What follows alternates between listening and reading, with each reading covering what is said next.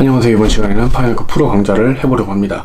오늘 소개해드릴 내용은 댓글로 문의를 주셨던 내용이에요. 손글씨 임팩트죠.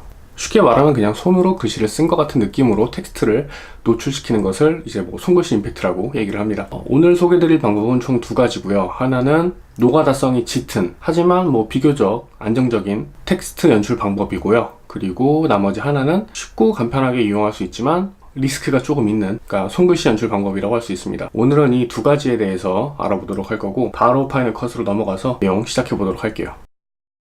자, 그럼 이제 파이널 컷 프로에서 어떻게 하면 손글씨를 연출할 수 있는지 그 방법에 대해서 알아보도록 하겠습니다. 먼저 소개드릴 방법은 드로우 마스크를 이용하는 방법이에요. 정말 간단하게 할 수 있죠. 다만 노가다가 좀 심합니다. 드로우 마스크를 이용해서 손글씨를 연출하기 위해서는 베이직 타이틀을 그냥 얹혀줍니다. 이렇게요. 그리고 보여줄 텍스트를 입력하면 되겠죠. 저는 그냥 테스트니까 T라고만 할게요. 그리고 500 정도로 그냥 크게 해놓고, 그리고 개인적으로 생각했을 적에 이 손글씨 임팩트 같은 경우에는 폰트가 되게 중요하다고 생각하거든요. 최대한 손글씨에 유사한 폰트를 찾아주면 되는데 저는 그냥 손글씨랑 비슷한 게 뭐가 있을까요? 6.5 hours later. 이걸로 해보죠. 좀 작으니까 좀 더 키울게요. 약간 T가 아니라 무슨 한자같이 생기긴 했는데 일단 이걸로 해볼게요. 자, 이렇게 입력을 해준 다음에 아래에 있는 단 있죠. 배경이 되는 영상을 텍스트 위로 올려줍니다. 그리고 투명도를 많이 주세요. 미묘하게 보일 정도로 이렇게 해놓고, 앞서 투명도를 조절한 이 영상에다가 드로우 마스크를 씌워줍니다. 제가 이 영상, 그러니까 이 영상에 투명도를 넣은 이유는 아주 간단해요. 드로우 마스크가 될 부분과 되지 않을 부분을 좀 시각적으로 잘 확인하기 위해서죠. 자, 이 상태에서 T자 우리가 어떻게 그리죠? 위에 짝대기 그리고 아래 짝대기 이렇게 그리잖아요. 이거를 그냥 이렇게 해줍니다. 그러면은 이 부분만 노출이 되는 거예요. 그럼 여기서 이제 반전을 주고 작업을 시작할게요. 이 상태에서 한 이 정도에서 나왔으면 요쯤에서부터 시작을 해볼게요. 이 상태에서 트랜스폼이라고 하는 이 항목 보이시죠? 열어주시고 다 찍어주세요. 그냥 4개 다 찍어주시면 돼요. 그리고 4프레임 정도마다 한 번씩 옮길게요. 일단 첫 번째 시작되는 점은 없는 걸로 시작하고 하나, 둘, 셋, 넷.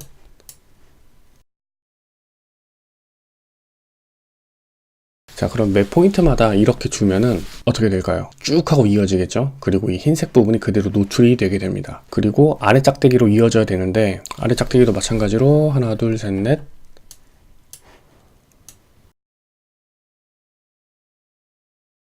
그러면 다시 앞에 있던 이 원본 영상을 투명도를 이렇게 주고 아무것도 안 나와 있는 상태에서 좀 괜찮죠? 손으로 쓴 것 같죠? 단계적으로 하나씩 쭉쭉 그어지면서 한 획마다 연출이 되니까요.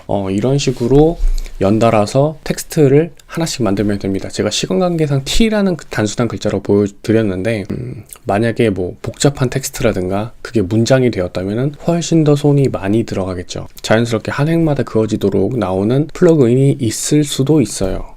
하지만 아직까지 저는 그런 플러그인을 찾지 못했습니다. 만약에 있다면 제가 한번 써보고 리뷰를 남겨보도록 할게요. 일단 이게 제가 알려드린 첫 번째 방법이고요. 두 번째 방법으로 넘어가기 전에 한 가지 더 말씀을 드리자면, 만약에 글자가 이렇게가 있고 이게 한 글자잖아요. 그럼 이제 이렇게 쭉 이어서, 그러니까 문장이 되면 이런 식으로 이렇게 늘려가면서 쓰시면 돼요, 드로우 마스크를. 근데 그게 여의치가 않은 경우들이 있을 수가 있어요. 그럴 때는 똑같이 드로우 마스크를 입혀주시고 새로 생성된 드로우 마스크도 같은 방식으로 포인트를 찍어서 키프레임 찍어주시고 하나, 둘, 셋, 넷, 이렇게 하나, 둘, 셋, 넷, 이렇게 하나, 둘, 셋, 넷, 이렇게 하나, 둘, 셋, 넷, 이렇게 해주시면 이용을 하실 수가 있습니다. 똑같이. 쉽게 말해서 드로우 마스크는 몇 개를 적용하셔도 상관이 없어요. 글자 수에 따라서 드로우 마스크를 새롭게 적용하시고 같은 방식으로 운영을 해주시면 되고요. 나는 한 포인트, 그러니까 하나의 드로우 마스크에서 전부 다 해결하고 싶다라고 하시는 분들은 앞서 드린 이 컨트롤 포인트 있죠? 제가 찍었던 점의 개수, 이거를 이빨이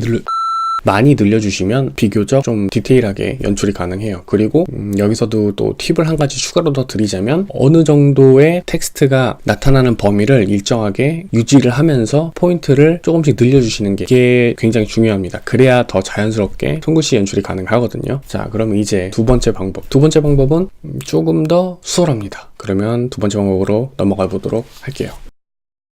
자, 그러면 이제 두 번째 방법으로 넘어가서 설명을 해드릴게요. 두 번째 방법 같은 경우에는 쉽게 말하면 그냥 직접 손글씨를 쓴다고 생각을 하시면 돼요. 이 방법 같은 경우에는 앞선 인트로 영상에서도 말씀을 드렸지만 굉장히 편하고 쉽게 그리고 빠르게 작업을 할 수가 있어요. 다만 리스크가 있죠. 여기서 말하는 리스크는 크게 두 가지예요. 하나는 장비가 없을 경우에 작업이 조금 어려울 수 있다는 점, 그리고 두 번째는 글을 적는 사람의 필체가 이쁘면 이쁠수록 더 도움이 되는데 악필인 경우에는 오히려 더 마이너스가 될 수도 있습니다. 저 같은 경우는 악필임에도 불구하고 설명을 위해서 그냥 적어 놓은 거기 때문에 그 부분은 양해를 하고 영상을 봐주셨으면 좋겠고요. 일단은 저 같은 경우는 작업을 아이패드로 했어요. 아이패드 플러스 애플 펜슬 이렇게 두 가지를 이용해서 했고요. 그게 아이패드나 애플 펜슬이 없다면은 뭐 와콤 태블릿이라든가 이런 거를 이제 포토샵을 켜놓고 화면을 녹화를 해서 작업을 하셔도 좋습니다. 그렇게 해서 화면을 녹화를 해주신 이후에 뒤쪽 배경이 이제 녹색인 크로마키 색상으로 작업을 해주시면 더 편한데, 저 같은 경우에는 그냥 흰색 배경으로 예시를 들게요. 이렇게 보시면은 이렇게 쭉쭉 글씨가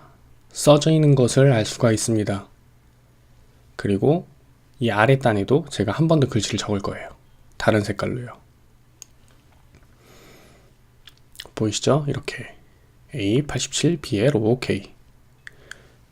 자, 이렇게 적었다면은 이 상태에서 이 녹화한 영상을 다운로드를 받으시고 파이널 컷으로 넣어주신 다음에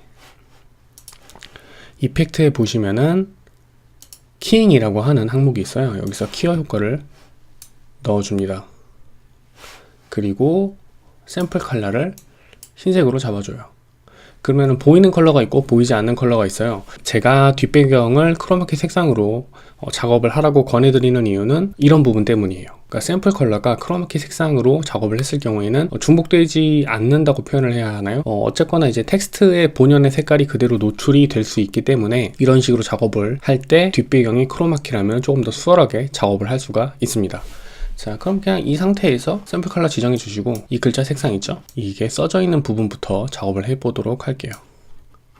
자, 여기서부터네요. 그러면 필요 없는 부분을 날리고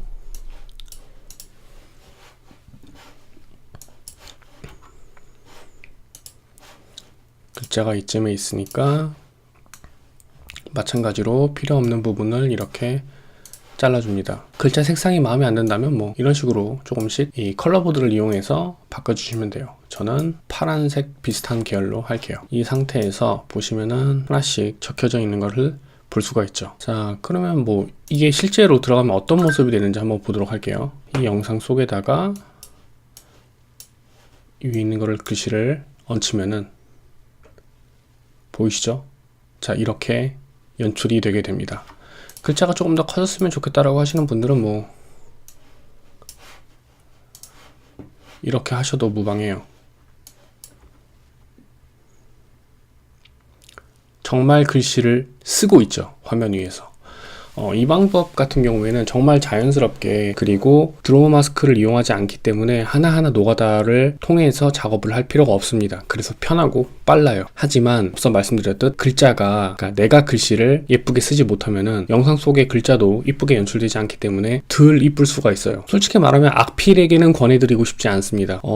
캘리그라피를 하시는 분들이라면은 이런 식으로 글자를 이렇게 녹화를 하셔서 영상에다 입히는 방법도 굉장히 추천드리고요. 그리고 나만의 폰트, 그러니까 나의 글씨체 고유를 영상 속에다가 집어넣고 싶다라고 하시는 분들에게도 이 방법이 적당할 수 있겠네요. 이것으로 오늘의 파이널 컷 프로 강좌 마치도록 하겠습니다.